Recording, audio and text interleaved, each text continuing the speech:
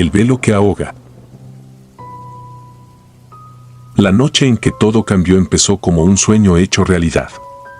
Era el 17 de marzo de 1998, la fecha que marcaría el comienzo de una vida compartida con Alberto, mi mejor amigo y el amor de mi vida. La ceremonia se llevó a cabo en una antigua iglesia de Veracruz, famosa por su arquitectura barroca y su historia que se remontaba al siglo XVIII. La atmósfera olía a cera derretida y las notas de incienso flotaban como un susurro en el aire. Los días previos, mi madre y las tías habían hablado sobre los rumores que rodeaban a la iglesia. Es un lugar de belleza y tragedia, decía la abuela mientras contaba historias sobre bodas que habían terminado en desgracia. No les di importancia. En ese momento, nada podía empañar mi dicha. O eso pensé. El vestido blanco con bordados de encaje había sido el de mi madre, restaurado con esmero. El velo, un manto de tul ligero, caía suavemente desde mi cabeza hasta la mitad de la espalda. Sin embargo, desde que me lo ajustaron aquella mañana, algo en él me resultaba incómodo. No era su peso, sino una sensación de que se pegaba a mi piel, como si un aire helado lo envolviera y se negara a abandonarme. La ceremonia comenzó entre murmullos reverenciales, las palabras del sacerdote apenas un eco entre las naves de piedra. Cuando entré, el sonido de mis pasos resonó por la iglesia vacía y sentí como el aire parecía temblar a mi alrededor. En el fondo, los asistentes se veían envueltos en sombras difusas y la única luz verdadera provenía de los enormes candelabros que colgaban como guardianes antiguos. Alberto me esperaba al final del pasillo, sus ojos brillantes con una mezcla de amor y nerviosismo. Caminé hacia él, y con cada paso, el peso en mi velo aumentaba. Al principio, lo atribuía al nerviosismo o a la falta de costumbre, pero conforme avanzaba, notaba que algo tiraba de él hacia atrás. Era un jalón insistente, como si alguien lo aferrara con una mano invisible.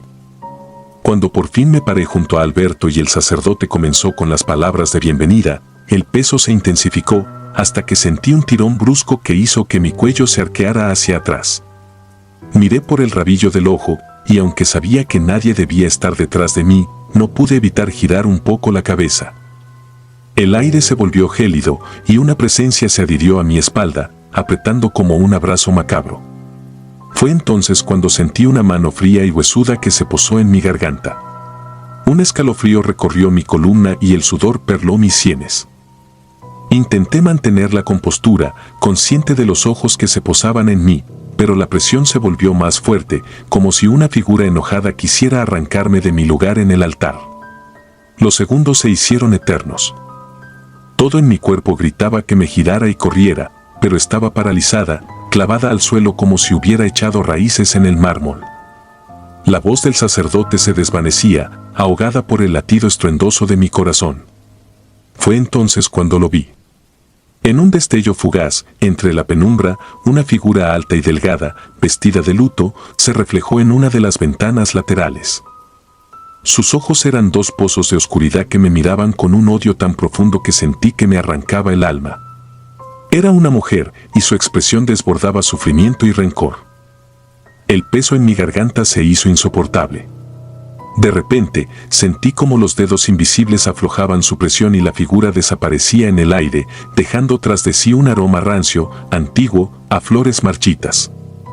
La ceremonia continuó como si nada hubiera pasado, pero yo no podía apartar la vista de la ventana donde la sombra había estado. El resto de la misa pasó en un borrón, y cuando llegamos al final, el "sí, acepto" salió de mis labios sin vida, como una marioneta. Durante la recepción, las cosas no mejoraron. Las luces parpadeaban a intervalos extraños, y los invitados parecían tensos, intercambiando miradas nerviosas cada vez que una ráfaga de aire helado se colaba en la sala. Las flores de los centros de mesa, frescas al comienzo de la noche, empezaron a marchitarse como si el tiempo las hubiera devorado en un instante. Cuando llegó el momento de la primera danza, Alberto me tomó de la mano, pero el tacto cálido que solía confortarme se sintió distante, casi etéreo. Comenzamos a movernos al compás de la música, y de repente, noté que mi velo, que había sido retirado para la fiesta, comenzaba a deslizarse por mi espalda como si alguien lo empujara desde detrás. Lo ignoré, achacándolo al movimiento, pero pronto el peso se convirtió en un tirón inconfundible. Lo jalé con un movimiento rápido y Alberto se detuvo, mirándome con preocupación. ¿Estás bien?, preguntó, su voz apenas un susurro entre la música y el murmullo de los invitados. Asentí, incapaz de articular palabra. Pero sabía que algo me observaba, una presencia que había venido a reclamar lo que creía suyo. Cuando la música terminó, me aparté de la pista y me refugié en el baño. La luz parpadeaba con un zumbido molesto y el reflejo en el espejo me devolvía una imagen pálida, con los ojos desorbitados y la respiración entrecortada. Mientras trataba de recuperar la compostura, el silencio fue roto por un sonido que heló mi sangre, un sollozo bajo y desgarrador que resonaba desde una de las cabinas. No estaba sola. Quise salir corriendo, pero mis piernas no respondían. El sollozo se convirtió en una risa aguda y burlesca, que fue apagándose hasta que lo único que quedó fue un leve susurro. No debiste venir aquí. El aire se volvió tan denso que cada inhalación era como aspirar humo.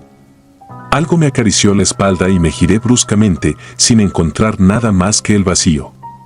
Pero en el espejo, vi claramente una huella, la marca de una mano en el velo que colgaba sobre mi hombro, impresa en sudor y algo más oscuro, tal vez sangre. Aquella noche terminó de una forma que nunca podré explicar sin que me miren con escepticismo o lástima. A partir de entonces, el velo fue guardado, jamás tocado de nuevo. Alberto y yo nos mudamos, buscando olvidar, pero los susurros y las miradas que sentía en la oscuridad me siguieron por meses.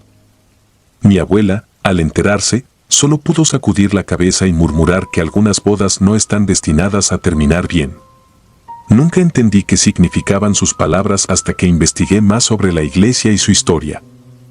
Supe que, décadas atrás, una novia había sido abandonada en el altar y se había ahorcado con su propio velo en la misma sacristía donde yo había sentido aquella presencia. Desde entonces, decían, ninguna novia salía de ese lugar sin que ella tratara de arrastrarla con ella. La boda. La boda de mi primo Esteban fue un evento que toda la familia esperó con ansias. Se celebraría en una hacienda que databa de la época colonial, una joya arquitectónica en los alrededores de Morelia, México. La casona, con sus muros gruesos y patios adornados con bugambilias y fuentes antiguas, emanaba una belleza casi etérea, pero había algo en el aire que me inquietaba desde el momento en que llegamos. La mezcla de la piedra fría y los ecos interminables en los pasillos despertaban una sensación que no podía sacudirme, como si cada rincón de la hacienda observase, expectante. La ceremonia transcurrió sin problemas. Lucía, la esposa de Esteban, parecía resplandecer mientras caminaba por el pasillo con su vestido blanco, sus ojos brillaban llenos de amor y promesas. El cura, un hombre de rostro ajado y voz solemne, pronunció las palabras sagradas mientras el cielo empezaba a oscurecerse, tiñéndose de un profundo tono púrpura. Cuando finalmente los declaró marido y mujer, el aplauso y las exclamaciones de felicidad resonaron por toda la capilla de la hacienda. La cena se llevó a cabo en el gran salón. Las mesas redondas estaban cubiertas por manteles de lino y decoradas con candelabros de hierro forjado que chisporroteaban bajo la luz tenue. Todo se sentía como un cuento de hadas. Pero, como en toda historia oscura, las sombras también se hicieron presentes. Fue cerca de medianoche cuando la primera señal de lo extraño comenzó a asomarse. Estaba conversando con algunos primos cuando noté a una mujer sentada en una de las mesas al fondo del salón. Llevaba un vestido de novia, pero no era Lucía. Sus manos, pálidas y delgadas, descansaban sobre su regazo, y un velo amarillento y viejo cubría su rostro por completo. La observé por unos instantes, intrigado y un poco desconcertado. No podía recordar haberla visto antes ni haberla presentado en la ceremonia. La música y las risas envolvían el salón, y me pregunté si tal vez era una invitada de la familia de Lucía que había decidido vestirse de manera peculiar. Pero algo en la postura de la mujer, inmóvil y rígida, me provocó un escalofrío que me recorrió la espalda. Pasaron los minutos y la incómoda presencia de aquella figura se hizo más evidente para otros invitados. Escuché a algunos murmurar, señalando con disimulo en su dirección. Nadie parecía atreverse a acercarse. Fue entonces cuando la vi levantar la cabeza lentamente y girarla en mi dirección. Aunque el velo aún cubría su rostro, sentí que sus ojos, ocultos en la penumbra, se encontraban con los míos. Mi respiración se volvió errática, mi corazón comenzó a latir con una violencia que no podía controlar. Los murmullos se convirtieron en un murmullo más fuerte y nervioso. Mi madre se me acercó, poniéndome una mano en el brazo. Sus dedos temblaban. ¿Quién es ella?, me preguntó en voz baja, incapaz de apartar la vista de la figura inmóvil. No lo sé, respondí, intentando sonar tranquilo, aunque la piel de mis brazos se erizaba. El silencio que siguió fue como una losa, pesado y denso. La música se detuvo repentinamente cuando la banda, confundida, notó la tensión. El salón entero se sumió en un silencio absoluto que solo era roto por el suave crepitar de las velas. Decidí dar un paso adelante y caminar hacia la mujer. Cada paso que daba hacia la mesa vacía donde se encontraba la figura me parecía eterno. Podía escuchar el eco de mis propios pasos resonando en las paredes, como si la misma hacienda contuviera la respiración. Cuando finalmente estuve frente a ella, pude ver que el velo era tan antiguo que estaba rasgado en los bordes, teñido de un tono sepia, como si hubiese sido encontrado en el fondo de un baúl olvidado. Levanté lentamente mi mano, que no dejaba de temblar, y toqué el borde del velo. Lo aparté, despacio. Bajo la tela amarillenta, no había rostro. La silla estaba vacía. Un grito ahogado escapó de mi garganta y retrocedí tan rápido que casi caí al suelo. El salón estalló en un caos de gritos y confusión. La silla crujió y se balanceó hacia atrás como si alguien se hubiera levantado de ella con brusquedad. Pero no había nadie. Algunos invitados se levantaron apresurados y en un abrir y cerrar de ojos, la mesa donde estaba la figura quedó completamente destrozada, los platos rotos y los candelabros volcados. Los rumores se desataron y mientras la noche se deshacía en susurros y miedo, una anciana que había trabajado en la hacienda durante más de 50 años tomó la palabra. Sus ojos, cargados de un saber antiguo, se llenaron de lágrimas mientras relataba la leyenda de la novia abandonada. Esta hacienda fue testigo de una tragedia, dijo con voz quebrada. Hace más de un siglo, una joven fue dejada en el altar. La desesperación la llevó a encerrarse en una de las habitaciones de la casa y jamás volvió a salir. Dicen que su espíritu vaga en busca de respuestas, apareciendo en bodas para robar la felicidad que ella nunca tuvo. La hacienda, ya cargada de un aire pesado, parecía oprimirnos más. A lo lejos, en un corredor apenas iluminado, juraría haber visto el destello de un vestido blanco que se esfumó en un parpadeo. Nadie se quedó para averiguarlo. La fiesta se deshizo en cuestión de minutos, con los invitados huyendo al amparo de la noche, temerosos y susurrando oraciones. Los días posteriores fueron una maraña de preguntas sin respuesta. Lucía cayó enferma, febril y delirante, y los doctores no encontraron explicación. Siento que algo me sigue, repetí en sus escasos momentos de lucidez. Mi primo Esteban, con ojeras tan profundas que parecían no haber dormido en días, confesó entre lágrimas que a menudo sentía el frío tacto de una mano sobre su hombro en la oscuridad de la noche. Los rumores de la hacienda y su novia ausente se expandieron por Morelia, y pocos se atrevían a hablar de ello sin persignarse. Yo, por mi parte, aún recuerdo ese rostro cubierto por el velo que nunca llegó a mostrarme quién era realmente. Pero cuando cierro los ojos por la noche, puedo sentir la misma mirada invisible, observándome desde algún rincón oscuro, reclamando lo que la muerte le negó. La novia. El día que mi hermana Camila se casó fue una fecha marcada en el calendario de nuestra familia como el punto de inflexión. No solo por la boda en sí, sino por lo que presenciamos esa noche y cómo alteró nuestras vidas para siempre. Todo comenzó como cualquier celebración, entre risas y la alegría desbordante de los invitados. Las luces cálidas colgando en guirnaldas sobre las mesas y una brisa fresca filtrándose a través de las ventanas abiertas del salón antiguo en el centro de Guatemala. El lugar había sido elegido con cuidado. Una hacienda con más de un siglo de historia, con techos altos y un salón de baile que había albergado innumerables celebraciones. Pero también tenía sus historias, susurros que se apagaban rápidamente cuando se mencionaban nombres y fechas que nadie osaba recordar. El banquete transcurría sin sobresaltos. La música envolvía a los presentes y el tintineo de copas brindando llenaba el aire. Yo me encontraba observando a Camila, radiante en su vestido marfil, riendo junto a su nuevo esposo, un hombre alto de semblante serio llamado Esteban. Todo parecía encajar, hasta que noté un detalle que me congeló la sonrisa en el rostro. Al fondo del salón, en una esquina oscura parcialmente cubierta por las sombras de una columna tallada, estaba una mujer que no había visto antes. Su figura era alta y delgada, y vestía un vestido de novia antiguo, de aquellos que llevaban las mujeres en el siglo pasado, con mangas largas y un encaje amarillento que parecía haberse fundido con su piel pálida. No se movía, simplemente observaba, sin pestañear, con unos ojos oscuros que parecían dos pozos sin fondo. Al principio, intenté ignorarlo. Pensé que podría ser alguna invitada excéntrica, alguna pariente de Esteban que no había visto antes. Pero conforme avanzaba la noche y la música subía de tono, mi mirada volvía a ella como atraída por una fuerza que no podía controlar.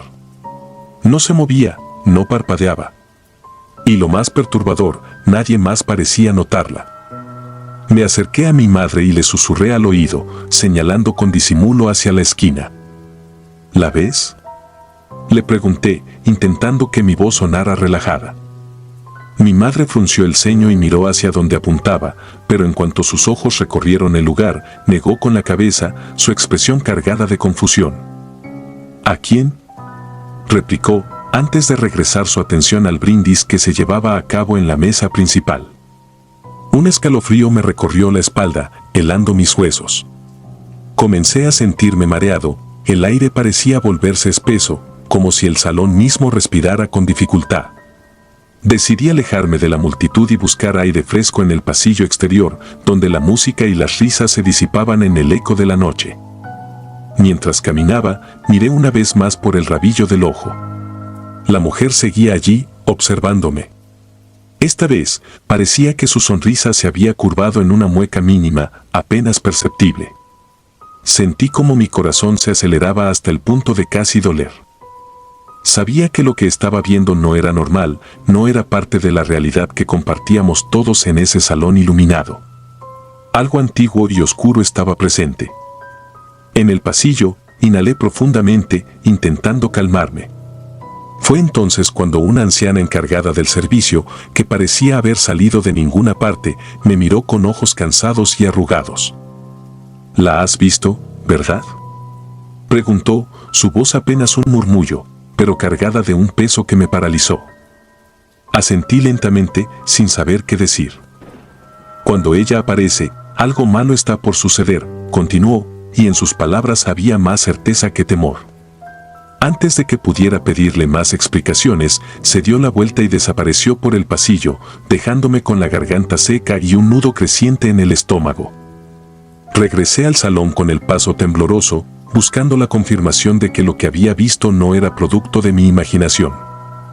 Y entonces lo vi, el vestido blanco, la mujer de pie en la misma esquina, pero esta vez sus ojos estaban fijos en Camila y su expresión parecía entre el dolor y la compasión, como si fuera un testigo impotente de lo que estaba por ocurrir.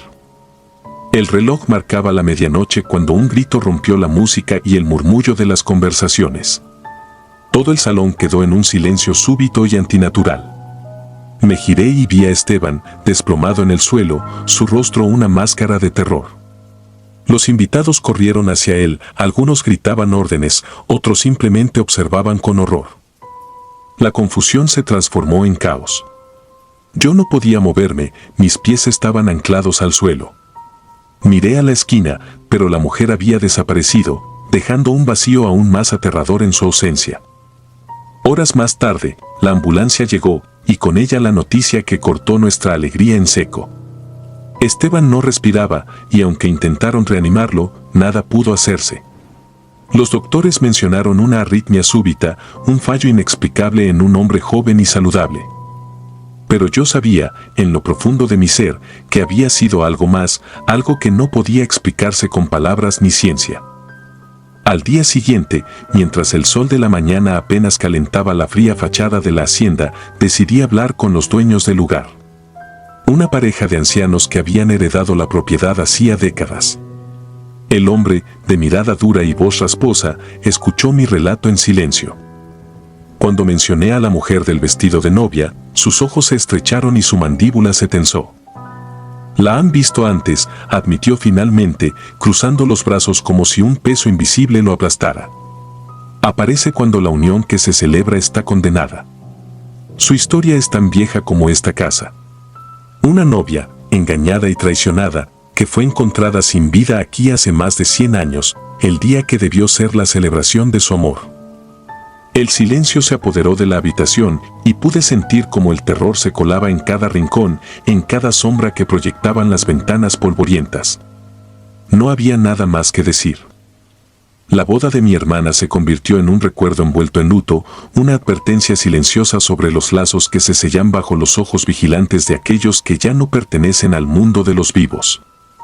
Y así, la imagen de aquella mujer, de pie en la esquina, con su vestido amarillento y su mirada vacía, quedó grabada en mi memoria como una marca que no se puede borrar. Cada vez que cierro los ojos, la veo, esperando, vigilante, recordándome que el amor y la muerte comparten más que promesas en el umbral de lo desconocido. La novia de la esquina. El salón estaba decorado con luces suaves y flores blancas, creando un ambiente de ensueño que hacía brillar el rostro de mi hermana menor, Ana. Su sonrisa radiante y el brillo en sus ojos me llenaban de una mezcla de felicidad y melancolía. Desde pequeños, habíamos compartido todos nuestros secretos, y ahora, verla vestida de novia, a punto de sellar un nuevo capítulo en su vida, me hacía sentir orgullosa y vulnerable al mismo tiempo. La ceremonia había transcurrido sin problemas, con el eco de la música en vivo y los murmullos emocionados de los invitados. Sin embargo, en cuanto la recepción comenzó, algo en el aire cambió. Era una brisa helada que recorrió mi espalda y me hizo temblar, como si alguien hubiera dejado una ventana abierta en la noche. Observé a mi alrededor, buscando el origen de esa inquietud, pero no había nada fuera de lo común. Solo las risas y el tintineo de las copas chocando entre sí. Mi madre se acercó para recordarme que debía encender una de las velas principales, una tradición familiar que simbolizaba la unión de ambas familias. Tomé la vela, mi mano temblaba más de lo que me gustaría admitir y avancé hacia el candelabro al fondo del salón. Fue en ese momento cuando la vi. En la esquina más oscura de la sala, una figura de pie observaba en silencio. No había movimiento, ni siquiera un parpadeo. Una mujer vestida de novia, con un traje que parecía arrancado de otra época. Sus encajes amarillentos y el velo desgastado le daban un aspecto fantasmal, como si hubiera emergido de entre las sombras mismas. Sus ojos, oscuros y fijos, perforaban el espacio, y aunque la distancia entre nosotras era considerable, sentí como su mirada se clavaba en mí como un cuchillo helado. Tragué saliva y parpadeé, esperando que fuera un juego de luces, pero la mujer seguía allí, inmóvil, con una expresión que no era fácil de leer. No era tristeza ni enojo, sino algo mucho más inquietante. Una especie de resignación macabra. Decidí apartar la mirada y continué con la ceremonia de encender la vela, pero mi mente no podía sacarse la imagen de la mujer de la cabeza. Me acerqué a mi madre y le susurré al oído, tratando de sonar casual: ¿viste a la mujer en la esquina? Su ceño se frunció por un momento, y luego se obligó a sonreír para no alarmar a nadie. ¿De qué mujer hablas?, me preguntó con una preocupación apenas disimulada. Intenté señalar, pero cuando volví a mirar, la esquina estaba vacía. El frío que había sentido antes ahora se intensificó, como si algo en el aire estuviera marcando el inicio de una tragedia. La música seguía, los invitados bailaban, y Ana reía mientras su nuevo esposo la giraba por la pista. Pero yo no podía ignorar la sensación de que alguien nos observaba desde las sombras, alguien que no pertenecía a este mundo. Me retiré al baño, necesitaba mojarme la cara y recuperar la compostura. Cuando levanté la vista al espejo, el reflejo detrás de mí me hizo casi caer al suelo. Allí estaba ella, la novia espectral, de pie en la entrada, mirándome. Sus labios apenas se movieron, pero el murmullo gélido que emitió no dejó lugar a dudas. Esta unión está maldita. El espejo se empañó de repente, como si un aliento helado lo recorriera, y cuando giré para enfrentarla, no había nadie allí. Pero la marca de una mano, débil y transparente, quedó impresa en el vidrio por unos segundos antes de desvanecerse. Regresé al salón tambaleándome, buscando una explicación, una razón lógica. Pensé en las historias que mi abuela solía contar sobre el espíritu de la novia de la esquina, una mujer que había muerto el día de su boda hace casi un siglo, traicionada por el amor de su vida. Se decía que su espíritu aparecía solo en bodas malditas, donde la unión no era aprobada por las fuerzas que no comprendemos. Cuando finalmente encontré a uno de los dueños del lugar, un anciano de ojos cansados, lo jalé del brazo, suplicando respuestas. La he visto, le dije, y mis palabras apenas fueron un susurro. Sus ojos se abrieron como platos, y una sombra de miedo cruzó su rostro. La novia de la esquina, murmuró, sin necesidad de más explicaciones. Si ha aparecido, no es buen augurio. Deben detener la boda antes de que sea tarde. El terror se apoderó de mí, pero cuando intenté acercarme a Ana, ya era demasiado tarde. Las luces del salón parpadearon violentamente y un estruendo hizo que todos se congelaran. El gran candelabro sobre la pista se balanceaba como si una fuerza invisible lo empujara. Y entonces, en un parpadeo, cayó. El grito de Ana resonó en mis oídos como un eco eterno. La multitud se dispersó, algunos corrieron, otros intentaron ayudar. Pero en medio del caos, la vi de nuevo. La novia del vestido antiguo, de pie entre las sombras, con esa expresión inmutable de tragedia. Solo que esta vez, su mirada se cruzó con la de Ana, y un brillo de comprensión y miedo absoluto se reflejó en los ojos de mi hermana.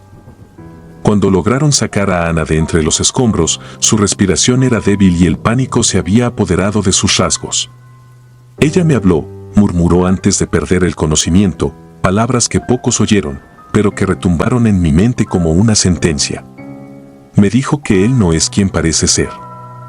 El esposo, que hasta entonces había estado a su lado, se alejó de repente, sin poder disimular la palidez en su rostro. Algo en sus movimientos, una rigidez forzada, me hizo notar lo que hasta entonces había ignorado. Miré sus manos, que temblaban levemente, y la forma en que evitaba mirarnos a los ojos. Días después, cuando Ana despertó en el hospital, descubrimos que su esposo había desaparecido sin dejar rastro. La policía investigó, y lo que encontraron dejó al pueblo sumido en el horror. No era quien decía ser. Había cambiado de identidad después de huir de otra ciudad, dejando tras de sí una serie de delitos y una historia envuelta en engaños y promesas rotas. Ana no volvió a casarse, y el salón fue cerrado poco tiempo después, bajo la sospecha de ser un lugar maldito. A veces, en sueños, vuelvo a ver a la mujer de la esquina, con su vestido viejo y sus ojos que parecen contener siglos de penas. Y aunque despierto temblando, hay algo que entiendo ahora: no todos los fantasmas buscan hacer daño. Algunos solo intentan advertirnos, por mucho que preferiríamos no escuchar. Las campanas de muerte. Había una penumbra sofocante en la iglesia de San Sebastián de las Flores, una parroquia antigua encaramada en las montañas de Oaxaca.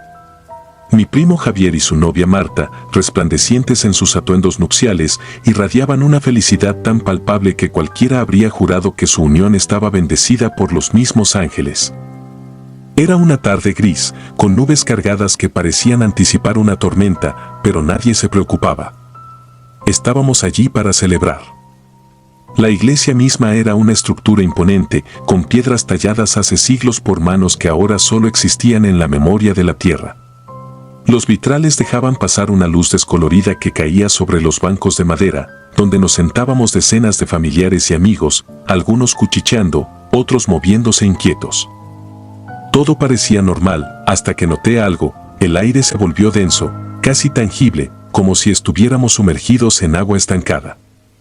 La ceremonia transcurrió entre murmullos y oraciones, los ecos de las palabras del sacerdote resonaban, atenuados por una sensación que no podía definir.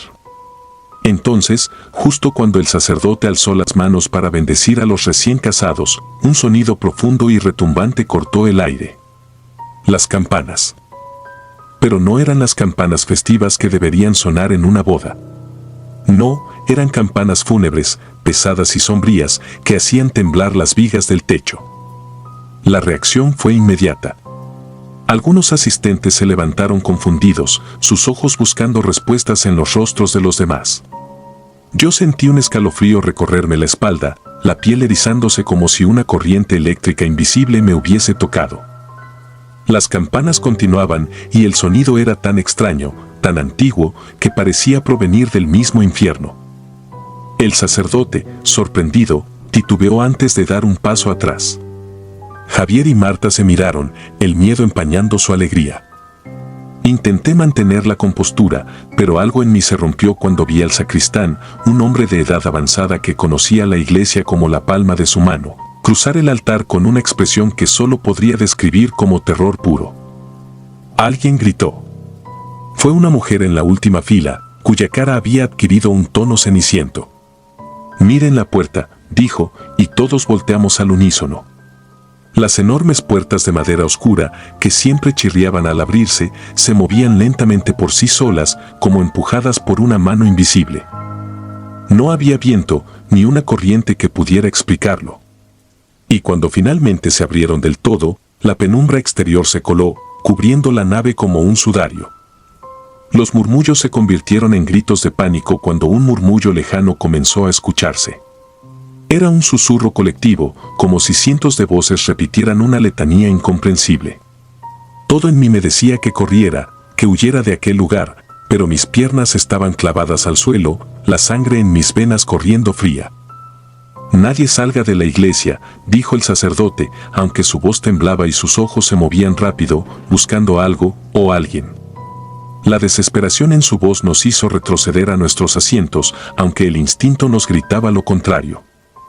Entonces, un sonido seco, como un golpe, rompió la tensión.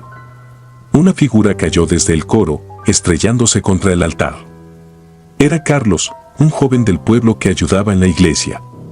Sus ojos estaban abiertos, pero no había luz en ellos, su cuello estaba torcido en un ángulo imposible. Nadie podía respirar. Las campanas cesaron de golpe y un silencio sepulcral se apoderó del lugar, tan espeso que cada latido de mi corazón resonaba en mis oídos como un tambor. Mi primo Javier, que se había acercado a Marta, la tomó de la mano. Sus labios se movieron como si rezara, pero sus ojos solo reflejaban el vacío. Entonces vi algo que nunca olvidaré, una sombra se deslizó detrás de ellos, moviéndose de manera antinatural. Su silueta era como un retazo de oscuridad líquida. No había nada humano en ella. La sombra se detuvo, y por un momento el tiempo pareció congelarse. Todos la vimos, todos la sentimos. Era como si la iglesia misma estuviera reteniendo el aliento. Marta emitió un suspiro que se transformó en un grito desgarrador cuando la sombra se lanzó sobre ella, envolviéndola en un abrazo frío y sofocante.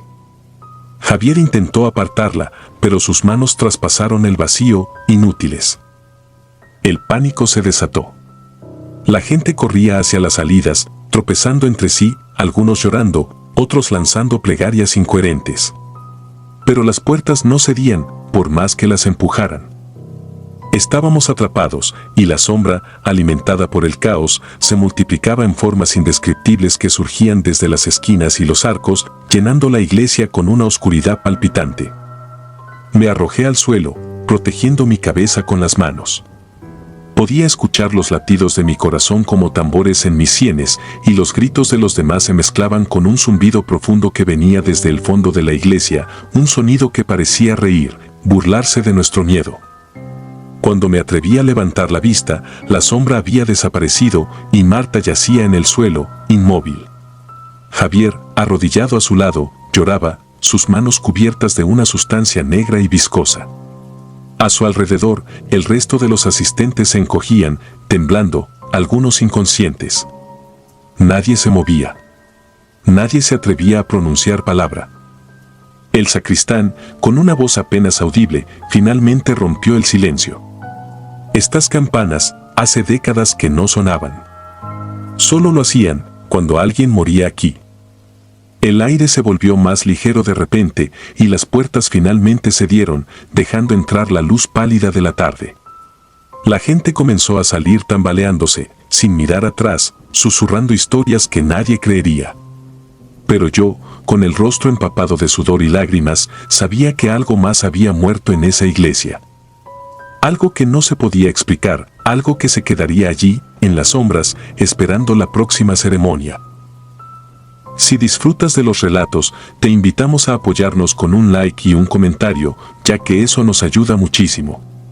Además, si aún no estás suscrito o suscrita, te animamos a formar parte de la comunidad del terror. Muchas gracias por escucharnos y por tu apoyo.